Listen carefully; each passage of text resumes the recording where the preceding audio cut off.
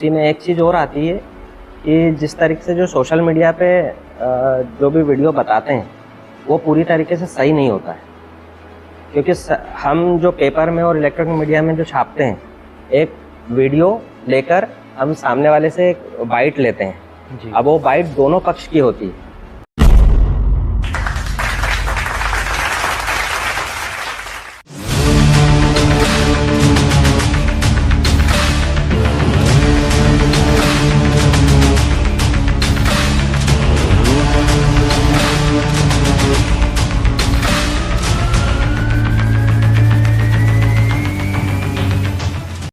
नमस्कार, मैं ऋषभ राज पाठक आपका स्वागत करता हूं लीड लैब के मंच से। जिस प्रकार हम विभिन्न क्षेत्र के दिग्गजों से आपको मिलाते हैं, उसी प्रकार समाज सेवा के क्षेत्र से एक युवा जिनका नाम है सैयद शेहजाद अली जी, जो कि नेपा नगर से आते हैं, जो निर्भय नेपा सोशल वेलफेयर सोसाइटी के प्रेसिडेंट है, साथ ही पीएलबी के पद पर कार्य कर रहे हैं और पत्रकारिता में भी अपना नाम रखते हैं। तो चलिए मिलते हैं हम इनसे। सर, आपका स्वागत है लीड लैब के मंच पर। सर, शुरुआत करते हैं हम आपके परिचय से। एक छोटा सा परिचय हमारे दर्शकों के लिए। जी, मेरा नाम सैयद शेहजाद अली है। मैं नेपा नगर से बिलोंग करता हूँ और निर्भय नेपा सोशल वेलफेयर सोसाइटी का अध्यक्ष हूँ। साथ ही जिला विधिक सेवा प्राधिकरण में मेरी पीएलवी के पद पे हूँ और पत्रकारिता भी न्यूज़ चैनल, पेपर और पोर्टल पे करता हूँ। जी सर, शुरुआत करते हैं हम हमारे पहले क्वेश्चन से। जैसे कि आप एक युवा है, तो आपका बचपन कैसा रहा और बचपन के साथ साथ आप एक सोशल सर्विस के क्षेत्र में कार्य कर रहे हैं और आपकी जो संस्था है उसका क्या उद्देश्य है, तो ये सारी चीज़ें एक छोटे से रूप में हमारे दर्शकों। देखिए, मेरी जो शिक्षा है ये करीब 3 जगह पे हुई है, क्योंकि हम पहले खंडवा रहते थे, उसके बाद हरदा, और हरदा से कम 25 साल से हम नेपा नगर में। तो शुरुआत जब नर्सरी KG1 KG2 होती है वो मैंने खंडवा से करी, पहली और दूसरी हरदा से करी, और उसके बाद कंटिन्यू कॉलेज मैंने नेपा नगर से ही कंप्लीट किया है। और जिला विधिक सेवा प्राधिकरण भी एक सामाजिक गतिविधियों को लेके है, एक मध्यस्थता का कार्य करता है। साथ ही जो निर्भय नेपा सोशल वेलफेयर सोसाइटी वो NGO जो अपने 5 जा होते हैं, जल, जंगल, जन, जानवर, जीवन पे आधारित, इन विषयों पे जो भी अच्छा कार्य हम कर सकते हैं उस पे हमारी संस्था कार्य करती है।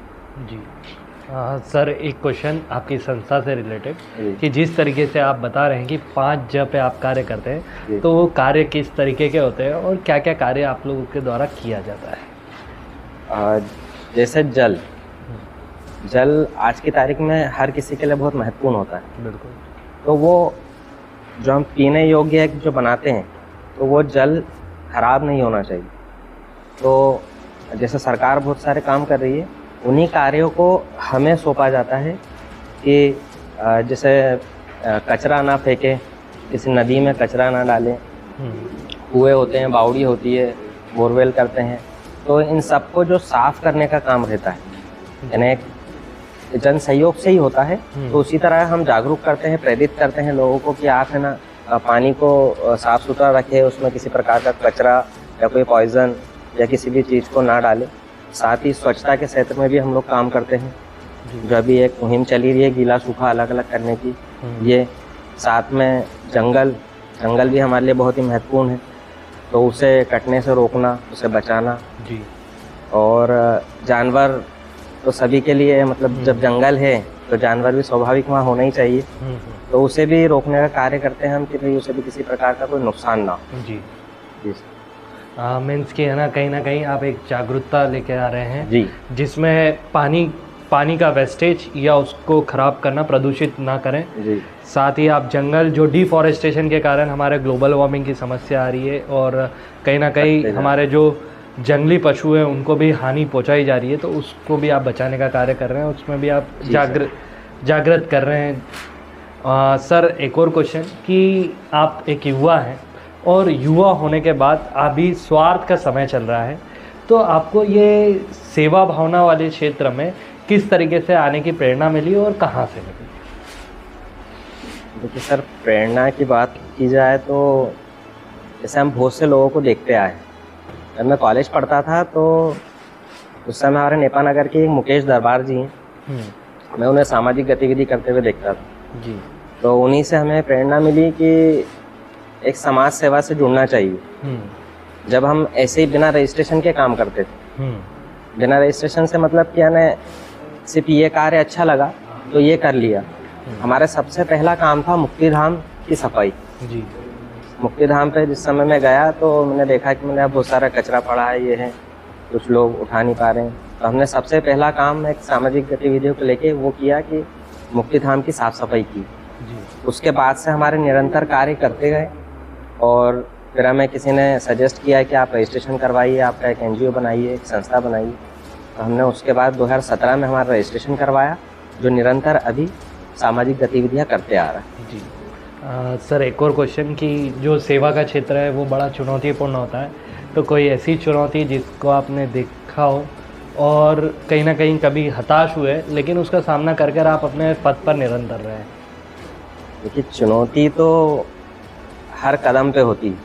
बिल्कुल। आज अगर आप मेरे सामने बैठे हैं, आप मुझे मेरे से सवाल कर रहे हैं, तो ये भी एक चुनौती है, क्योंकि आज तक पत्रकारिता में हम सवाल करते आए, लेकिन आज आप सवाल कर रहे हैं तो आज मुझे महसूस हो रहा है कि हम जिस तरीके से सामने वाले से सवाल करते हैं वो क्या महसूस करता होगा। बिल्कुल। तो चुनौती तो कदम कदम पे रहेगी, ये कभी ख़त्म नहीं होना है, लेकिन उस चुनौतियों को पार करके आप सफलता हासिल करते हैं, वही चुनौती है जी। यानी अगर आप चुनौतियों का सामना करेंगे तो ही आपको सफलता मिलेगी, नहीं तो आपको सफलता मिलना मुमकिन नहीं है। बिल्कुल सर। सर एक और क्वेश्चन, अगर आप अपने युवा साथी, जो देश के हमारे युवा साथी हैं, उनको क्या मैसेज देना चाहेंगे? देखिए, युवा साथियों को यही मैसेज देना चाहता हूँ कि आपके माता पिता जो कहें आप उसे गलत ना समझे, वो आपके भले के लिए, आपके अच्छे के लिए जो भी करते हैं, क्योंकि आपके पिताजी ने अगर आपको पढ़ाया है तो उनका कोई उद्देश्य रहा होगा कि आज बच्चा ये करेगा तो आगे चल के कुछ ना कुछ हो सकता है कि मेरे से बड़ा बने। तो ज़रूरी है कि उनके माता पिता की बात सुने, उनके गुरुओं की बात सुने और एक अच्छा मुकाम हासिल करें। जिस तरीके से आप मुझसे सवाल कर रहे हैं, मैं यहाँ बैठा हूँ, एक अदना सा जब फर्स्ट से लेके जब आज तक कोई पहुँचता है तो कुछ ना कुछ चुनौतियों भर लेके चलता है, और जो उनके माता पिता होते हैं वो उन्हें फोर्स करते हैं। कहने का मतलब ये है कि सिर्फ माता पिता ही है जो आपका एक अच्छा सोचेंगे। बिल्कुल। तो युवाओं से यही कहना चाहता हूँ कि माता पिता जो कहे उसे गलत ना समझे, उनके हित के लिए, उनके स्वार्थ के लिए आप सफलता की ओर आगे बढ़ें। बिल्कुल सर। सर जिस तरीके से हमने बात करी आपके NGO को लेकर, साथ ही हमने बात करी विधि प्राधिकरण PLB को लेकर, लेकिन एक और चीज़, एक और क्षेत्र में आप कार्य कर रहे हैं जो पत्रकारिता का क्षेत्र है, और वो हमारी डेमोक्रेसी का 4th पिलर भी कहलाता है। तो वहाँ पर भी आपको उस क्षेत्र में आप कैसे बढ़े और एक अच्छे पत्रकार की क्या गुण होने चाहिए? देखिए सर, पत्रकारिता क्षेत्र ही एक चुनौतीपूर्ण है, लेकिन वो करने वाला जो है उस पर डिपेंड करता है कि वो किस तरीके की पत्रकारिता कर रहा है जी। अगर कोई खबर है तो उस खबर को किस तरीके से सामने वाले पे दर्शा रहा है। यानी पत्रकारिता है ही इसलिए कि आप अपनी बात, जो जनता की बात है, वो लोगों तक पहुंचाए जी। तो उसको किस तरीके से वो ड्राफ्टिंग कर रहा है। यानी ऐसा ना हो कि वो कोई ड्राफ्टिंग करे तो उसमें डराने वाला विषय हो या उसका कोई गलत संदेश जाए, तो ऐसी ड्राफ्टिंग ना हो, जो सच है वो बताए जी। तो इस तरीके की पत्रकारिता होनी चाहिए। मीन्स कि जो अभी सोशल मीडिया, एक और क्वेश्चन आता है पत्रकारिता को लेकर, एक पहले जो होता था कि न्यूज़ छपती थी प्रिंट मीडिया में, फिर इलेक्ट्रॉनिक मीडिया में हमको 2-4 घंटे 5 घंटे बाद न्यूज़ मिल जाती थी, और अब सोशल मीडिया में हमको इंस्टेंट न्यूज़ मिल जाती है। तो इसमें आपको क्या चैलेंजेस लगते हैं और क्या परिवर्तन लगता है? उसी में एक चीज़ और आती है कि जिस तरीके से जो सोशल मीडिया पे जो भी वीडियो बताते हैं वो पूरी तरीके से सही नहीं होता है, क्योंकि हम जो पेपर में और इलेक्ट्रॉनिक मीडिया में जो छापते हैं, एक वीडियो लेकर हम सामने वाले से एक बाइट लेते हैं। अब वो बाइट दोनों पक्ष की होती है, जैसे आवेदक अनावेदक होता है ना, तो वैसे दोनों पक्ष की होती है। तो वो जाती है पब्लिक की तरफ, ताकि उनको पता चले कि यानी जो आवेदक है उनका भी क्या पक्ष है और अनावेदक का भी क्या पक्ष है। वैसे ही प्रिंट मीडिया में भी हम बाइट लेते हैं, जैसे आपने पढ़ा होगा ना कि ये सर ने ये कहा, ये इन्होंने ये कहा जी, तो वो होता है सत्य। बाकी जो सोशल मीडिया पे चल रहा है वो तो एक वीडियो बनाया, 4-5 लाइन लिख दी और डाल दिया। मीन्स की कहीं ना न्यूज़ नहीं कहा जाता। मीन्स की कहीं ना कहीं सोशल मीडिया में सत्यता पर क्वेश्चन मार्क लग सकता है कि वो सत्य है कि नहीं, वो विश्वास नहीं कर सकते। बिल्कुल सर, कहीं ना कहीं एक ये डिसएडवांटेज है, लेकिन इंस्टेंट न्यूज़ मिलती है, ये एक एडवांटेज भी है उसका। बिल्कुल सर।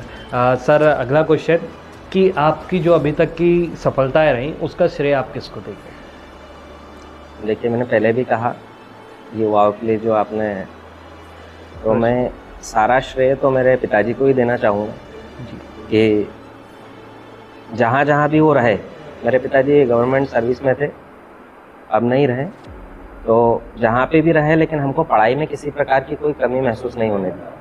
हम जहाँ भी गए हमें पढ़ाया, और उन्हें ये श्रेय देना चाहूँगा कि उन्होंने ही आपके सामने मुझे बिठाया है। जी बिल्कुल सर। सर आपने लीड लैब के मंच के सारे सवालों के जवाब बड़े बखूबी तरीके से दिए। हमारा अंतिम प्रश्न है कि लीड लैब के मंच पर आकर आपका अनुभव कैसा रहा? देखिए, सच कहूँ तो पहले मैं थोड़ा सा डर रहा था जी, क्योंकि हम क्वेश्चन करते हैं लेकिन आज आप मुझसे क्वेश्चन कर रहे हैं। लेकिन जब यहाँ बैठने के बाद ऐसा लगा कि हाँ यार, ये अपनी जीवन शैली पे बात कर रहे हैं, हमारी सफलता पे बात कर रहे हैं, तो बहुत ही अच्छा लगा। और मैं ही नहीं, बाकी भी जो भी आए होंगे उन सबको भी अच्छा लगा हो, क्योंकि एक प्लेटफॉर्म है ये कि आपके बारे में बताए कार्यों को वो लोगों तक पहुंचा रहे हैं जी। ये निरंतर ऐसे काम करते रहना चाहिए जी। और आपको भी बधाई कि लीड लैब ऐसा काम कर रहा है और ये और आगे बढ़े और तरक्की करे, ये शुभकामनाएं। बिल्कुल सर। सर जिस तरीके से आपने आपके साक्षात्कार में बताया कि हमारे माता पिता से सर्वोपरि कोई भी नहीं, हमारे माता पिता ही सब है, तो हमारे जो भी दर्शक हैं वो कहीं ना कहीं ये चीज़ को फॉलो करेंगे और हमारे देश को विश्व गुरु बनाने के राह पर अग्रसर होंगे। सर आपका बहुत बहुत धन्यवाद।